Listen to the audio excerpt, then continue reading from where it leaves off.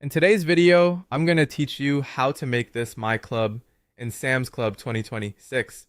By the end, you'll know exactly where to click so your preferred club is saved, which helps you see correct in-club pricing, pickup options, and local availability every time you shop. First, open your web browser and go to samsclub.com. Give the homepage a moment to load. Once you're there, draw your eyes to the very top left area of the page. Right next to the Sam's Club logo, you'll see a small location control. Depending on your current settings, it might say shipping, or it may already show a club address.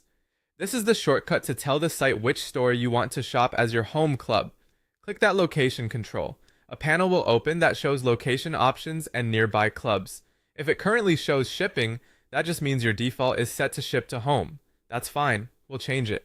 In the panel, look to the right side where you'll see the list of store addresses or a location section. Click on the store address area to expand your options and see more detail about nearby clubs. Next, switch to map view.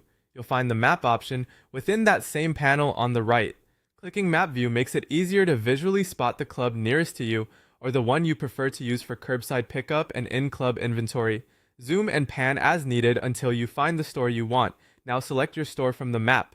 When you click a location, you'll see information about that club, including hours and services. Look for the button that says, Make this my club. Click Make this my club to set it as your default.